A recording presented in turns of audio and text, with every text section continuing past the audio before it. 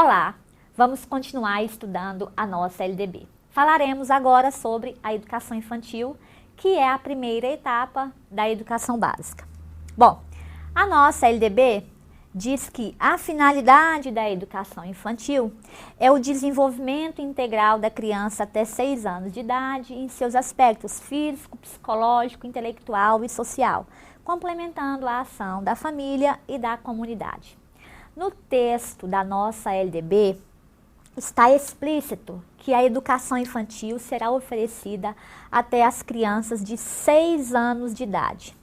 No entanto, a própria LDB, quando fala sobre o ensino fundamental, afirma que o início do ensino fundamental se dá aos 6 anos de idade. E também a nossa LDB diz que é dever dos pais matricular os filhos menores a partir dos 6 anos de idade no ensino fundamental. Então, o que ocorre? Embora na nossa LDB esteja claro que a educação infantil será oferecida até os 6 anos de idade, esse dispositivo ele foi revogado, uma vez que a própria LDB, em alterações posteriores, ela afirma que aos 6 anos de idade a criança deve estar no ensino fundamental. Ademais, a nossa Constituição foi emendada em 2006 e lá diz que a educação infantil ela será oferecida até os 5 anos de idade, porque aos 6 os alunos estarão no ensino fundamental. Então, embora esteja escrito no texto da nossa LDB que a educação infantil será oferecida até os 6 anos de idade, na realidade esse dispositivo foi tacitamente revogado pela nossa Constituição Federal. A nossa Constituição Federal é uma norma de maior hierarquia e ela traz uma disposição diferenciada da nossa LDB. Então, o meu entendimento é que, embora o texto da LDB esteja claro que a educação infantil será oferecida até 6 anos de idade, na realidade será até os 5 anos de idade, uma vez que aos 6 anos o aluno deverá ser matriculado no ensino fundamental. Vamos então prosseguir com a educação infantil. A nossa LDB diz que a educação infantil será oferecida em creches ou entidades equivalentes, e também em pré-escolas. Em creches, as creches abrangerão as crianças de 0 a 3 anos. E a pré-escola, a nossa LDB diz que a pré-escola alcançará as crianças de 4 a 6. Mas aqui é o mesmo entendimento que eu relatei anteriormente. Embora a nossa LDB diga que a pré-escola irá alcançar as crianças de 4 a 6 anos, a nossa Constituição Federal diz que a educação infantil irá atender as crianças até 5 anos de idade. Como a nossa Constituição Federal é uma norma de maior hierarquia se comparada à nossa LDB, que é uma lei ordinária, então a nossa Constituição Federal, a meu ver, ela revogou tacitamente esse dispositivo da nossa LDB.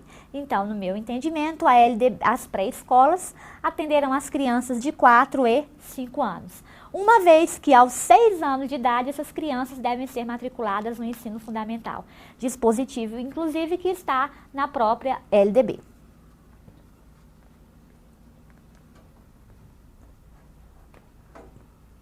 Vamos continuar. E aqui nós temos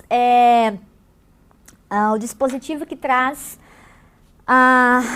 o assunto de educação infantil mais cobrado pelas bancas examinadoras. Diz o seguinte, que a avaliação na educação infantil ela será feita mediante acompanhamento e registro do desenvolvimento da criança sem o objetivo de promoção, mesmo para o acesso ao ensino fundamental. Então, primeiro, existe avaliação na educação infantil? Existe. E a avaliação não é sinônimo de prova. A prova é um dos instrumentos de avaliação. Então, primeiro, na avaliação na educação infantil existe a avaliação da aprendizagem. E o objetivo dessa avaliação é acompanhar o desenvolvimento da criança e registrar esse desenvolvimento. A avaliação não tem o objetivo de promover o aluno para o ensino fundamental. Então, o aluno ele será matriculado no ensino fundamental tendo ou não tido sucesso na educação infantil. O aluno será matriculado no ensino fundamental tendo frequentado ou não a educação infantil. Porque o critério para matricular o aluno no ensino fundamental é a idade, é o aluno ter 6 anos. Então, existe avaliação na educação infantil. O objetivo da avaliação é acompanhar e registrar o desenvolvimento da criança e não há o objetivo de promoção, de aprovar o aluno. Mesmo para o acesso ao ensino fundamental, porque não é pré-requisito em ser matriculado no ensino fundamental, ter frequentado a educação infantil. É esse assunto aqui que é mais cobrado quando se trata de educação infantil pelas bancas examinadoras. Bom, então vamos lá, vamos fazer alguns exercícios sobre este assunto. Vamos lá. Diz assim, na educação infantil, a avaliação não tem como objetivo a promoção, inclusive para o acesso ao ensino fundamental. A questão está correta, ela está certa. A avaliação não tem esse objetivo. Faremos uma outra questão sobre a educação infantil. Diz assim, na educação infantil, a avaliação faz-se mediante acompanhamento e registro do desenvolvimento do aluno, sem o objetivo de promoção, exceto em seu último ano, quando se dá o acesso ao ensino fundamental. Está incorreta, essa questão está errada. Essa regra aqui também não comporta exceção. Quando diz aqui, exceto em seu último ano, a LDB não traz isso. A avaliação não tem o objetivo promover o aluno para que ele tenha acesso ao ensino fundamental. O objetivo não é a promoção, o objetivo da avaliação é acompanhar e registrar o desenvolvimento da criança. Bom, eu trouxe aqui então as questões, o tipo de questão mais cobrado em prova sobre a educação infantil. Nós falamos então sobre educação infantil, começaremos então agora a falar das regras comuns aplicáveis ao ensino fundamental e ensino médio. Então, antes de nós falarmos somente sobre o ensino fundamental e depois do ensino médio, nós falaremos sobre as regras comuns aplicáveis a esses 2 níveis de educação básica.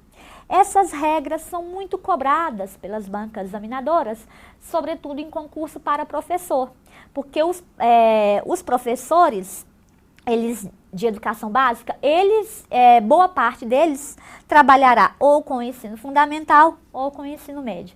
Então, essas regras aplicáveis a esses 2 níveis de ensino são muito cobradas pelas bancas examinadoras, sobretudo para o cargo de professor, mas também são cobradas para concursos de pedagogo e de orientador educacional. Vamos então. O que diz a nossa LDB? Que a carga horária mínima por ano nos ensinos fundamental e médio será de 800 horas, distribuídas por um mínimo de 200 dias de efetivo trabalho escolar, 200 dias letivos, excluído o tempo reservado aos exames finais, quando houver. Então, o que ocorre? Nos ensinos fundamental e médio, no mínimo deve haver 800 horas de aula por ano, por período letivo. E essas 800 horas deverão ser distribuídas por um mínimo de 200 dias letivos.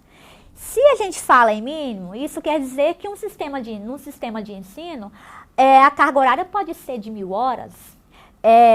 Num determinado sistema de ensino, podemos encontrar o ano letivo com 210 dias, 220, não há nenhum problema. Termos mais horas e mais dias, não há nenhum problema. O problema é que não podemos ter uma carga horária inferior a 800 horas e inferior a 200 dias. Por exemplo, o Distrito Federal, as escolas de educação de ensino fundamental e médio no ensino federal têm a jornada ampliada.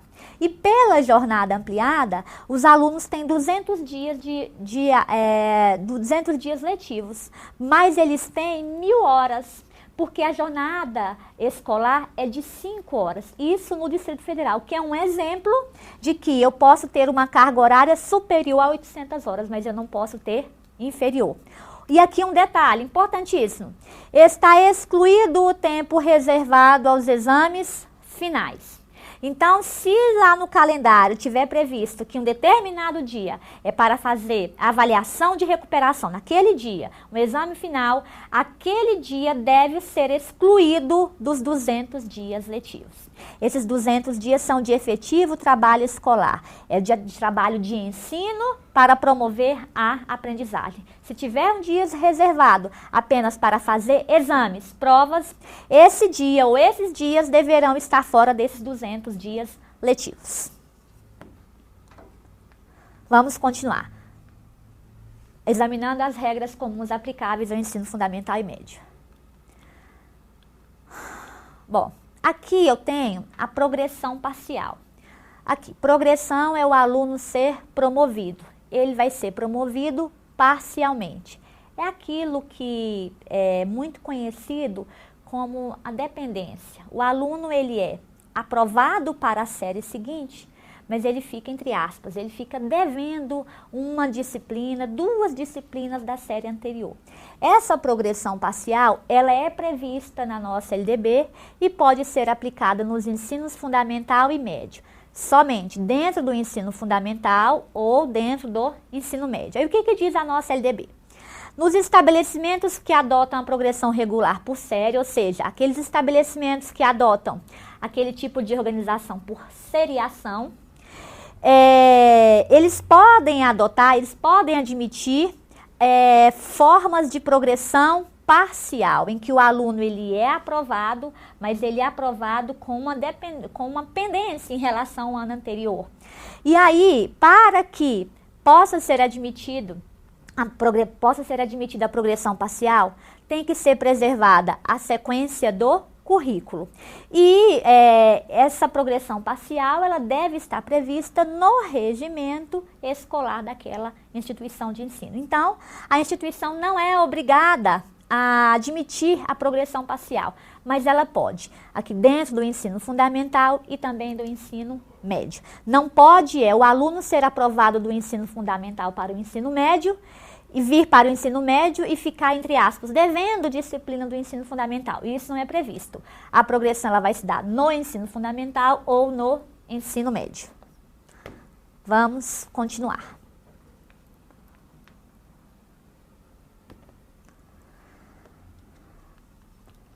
Bom, a nossa LDB, então, fala agora sobre classes com alunos de séries distintas. A nossa lei diz o seguinte, que poderão ser organizadas classes ou turmas com alunos de séries distintas, com níveis equivalentes de adiantamento na matéria, para o ensino de línguas estrangeiras, artes ou outros componentes curriculares. Então, uma determinada instituição de ensino, ela pode criar uma determinada turma com alunos de várias outras séries para o ensino de qualquer componente curricular. A LDB menciona que o exemplo de línguas estrangeiras e artes, mas essas 2 disciplinas, elas estão aqui em caráter de exemplo. Elas estão aqui, isso quer dizer que as classes não serão formadas somente para o ensino de língua estrangeira e artes, mas também para o ensino de língua estrangeira e artes. Por exemplo, a instituição de ensino pode criar uma determinada turma para o ensino da música, para o ensino da língua portuguesa, redação em língua portuguesa. Isso quer dizer que poderão ser criadas essas classes de alunos de séries distintas para o ensino dessas 2 disciplinas ou outros componentes curriculares. É muito comum as bancas examinadoras cobrarem isso aqui e trazerem assim, que poderão ser organizadas classes com alunos de séries distintas para o ensino somente de língua estrangeira e artes. Está errado. Aqui pode também ser criada a turma para o ensino de língua estrangeira e artes, como também outros componentes curriculares. Vamos continuar em relação às regras comuns aplicáveis ao ensino fundamental e médio. Nós temos aí a verificação do rendimento escolar. Então, nesse tópico, nós falamos que ao se verificar o rendimento escolar, ou seja, ao se avaliar o aluno, alguns critérios serão observados. Nós temos aqui que há a possibilidade de aceleração de estudos para os alunos com atraso escolar. Então, se perceber que há uma distorção de seriedade, que nós temos ali alunos que já deveriam estar em séries avançadas, mas eles estão com atraso escolar, podem ser criadas classes de aceleração para que esses alunos, em um ano letivo, eles possam cursar ali 2, 3 anos. Há essa possibilidade, inclusive vários sistemas de ensino adotam essas classes de aceleração. Ao se verificar o aprendizado do aluno, ao se avaliar o aluno, deverá ser observado o seguinte critério também. A avaliação deve ser contínua e cumulativa. Quando se fala que a avaliação deve ser contínua, é que a orientação é que não haja o dia da avaliação da prova, mas que ela ocorra continuamente durante o processo. E cumulativa, no sentido de que todos os avanços do aluno devem ser considerados, com prevalência dos aspectos qualitativos sobre os quantitativos. Então, aqui, mais vale a qualidade do que o aluno faz do que a quantidade do que ele realiza, né? E também haverá a prevalência dos resultados obtidos ao longo do período sobre as eventuais provas finais. Então, imaginemos que um aluno ele esteja se desenvolvendo de acordo com o que se espera dele, mas no dia da avaliação da prova, já que aquela instituição adota como instrumento de avaliação a prova, ele não consegue fazer a avaliação, fica nervoso, ou ele não consegue demonstrar aquilo que ele aprendeu, mas o professor sabe que aquele aluno tem se desenvolvido. Então, haverá prevalência daquilo que o aluno conseguiu alcançar durante o período sobre eventuais provas finais. Bom, a verificação do rendimento também diz que devemos observar o seguinte critério. Há a possibilidade de avanço nos cursos e nas séries mediante a verificação do aprendizado. Se verificar que um aluno que foi matriculado, imaginemos, no 4º ano, que naquele ano ele tem condições de cursar não o 4º ano do ensino fundamental, mas o 5º ano, ele poderá avançar de série, mas para que isso ocorra, ele tem de passar por uma verificação da aprendizagem, ele tem que ser avaliado. Há essa possibilidade, sim, de avanço. Bom, ainda sobre a verificação do rendimento escolar, nós devemos observar que há a possibilidade de aproveitamento de estudos concluídos com êxito.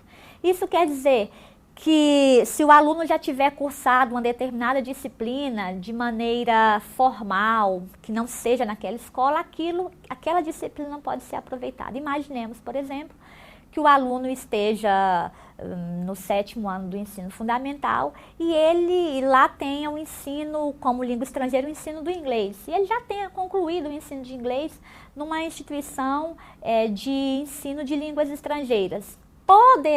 Ele poderá ter o aproveitamento desses estudos. É claro que esse aspecto tem de ser disciplinado no regimento escolar. Bom, a nossa LDB também diz que a obrigatoriedade de estudos de recuperação, de preferência, paralelos ao período letivo. Então, o aluno tem o direito à recuperação. E essa deve ocorrer preferencialmente paralelo ao ano letivo, para os casos de baixo rendimento escolar, a serem disciplinados pelas instituições de ensino. Então, há a obrigatoriedade de se oferecer os estudos de recuperação e, preferencialmente, esses estudos se darão de maneira paralela ao ano letivo. Bom, vamos continuar com as regras comuns aplicáveis ao ensino fundamental. Chegamos, então, aqui na frequência escolar. A nossa LDB diz que o controle da frequência fica a cargo da escola. A escola, então, vai organizar como que se dará esse controle. Via de regra, é o professor que que controla a frequência dos alunos por uma organização da escola, né? E aí diz que é exigida do aluno a frequência mínima de 75% do total de horas letivas para a aprovação.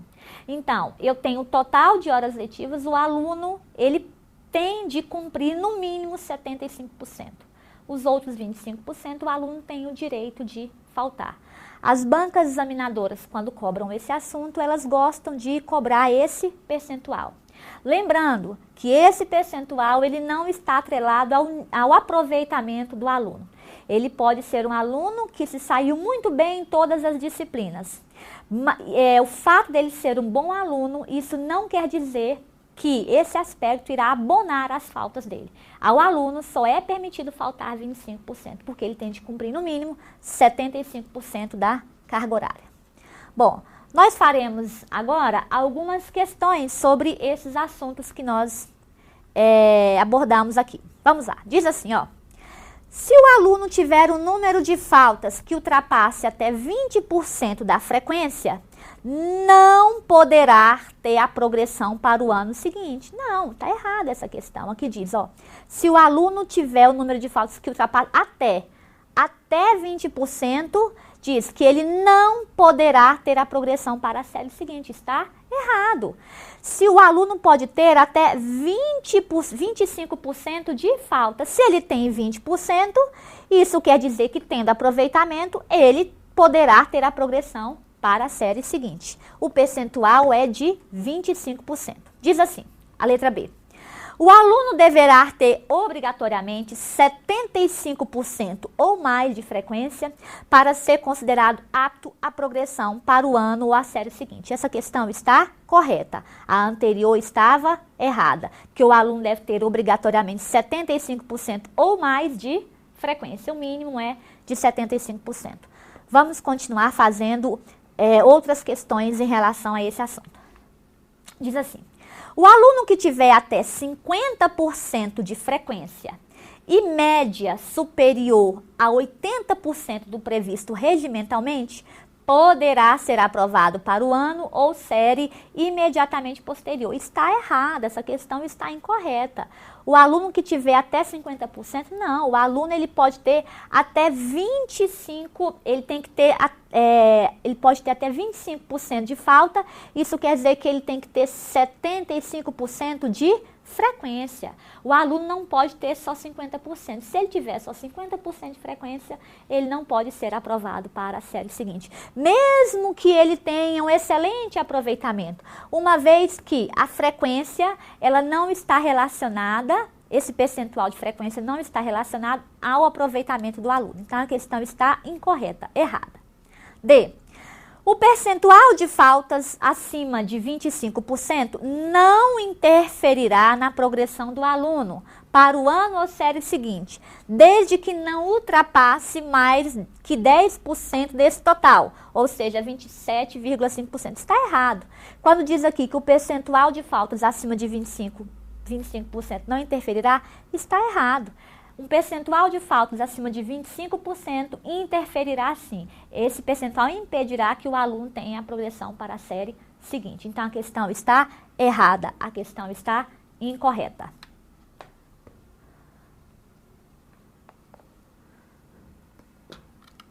Bom, vamos fazer aqui outra questão, diz assim.